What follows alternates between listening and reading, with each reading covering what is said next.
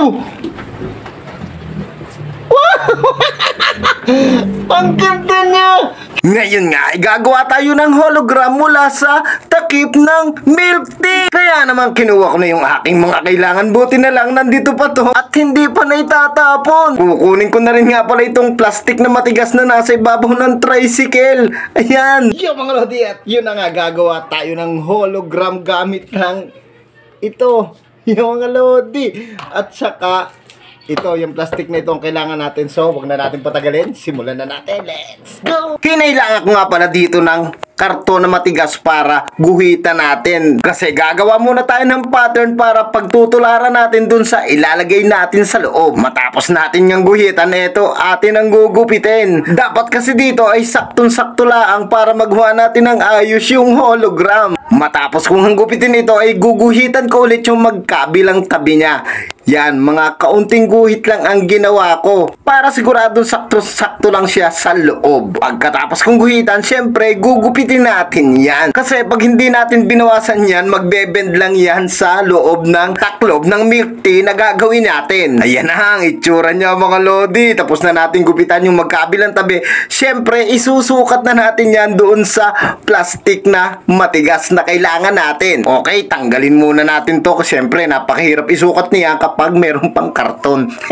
Matapos kong ang kunin yung plastic, inilagay ko na itong pattern para guhitan siya. Matapos natin guhitan, syempre gugupitin na ulit natin ito. Wala na tayong katapusang gupitan na.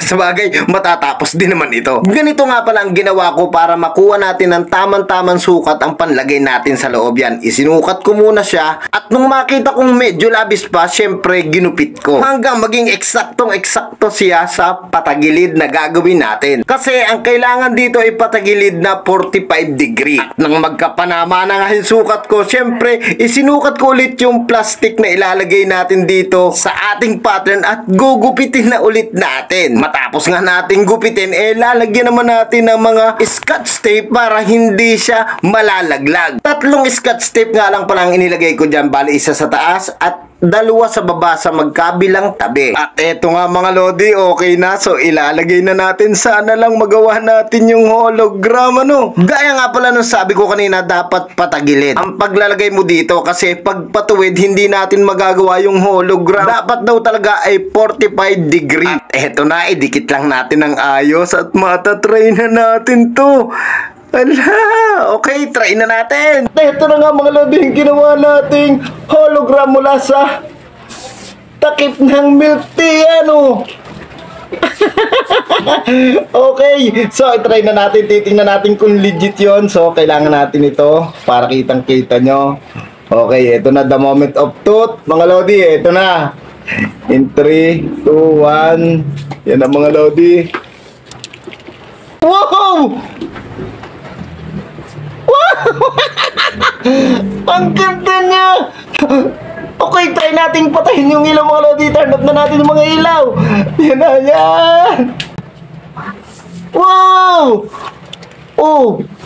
Yan si Finding Nemo! Ala! Ang ganda! Yan ang mga lodi na. Ang daming isda! Wow! Ang galing! So legit na legit. Naka-legit na naman tayo. Tayo na nga mga lodi at napatunayan natin na legit ito. Oh. Ang galing niya. Siguradong magugustuhan ito ng aking bata panonood at hindi pa nakatutok yung kanyang mata. Oh. Okay, kayo na balang humusga.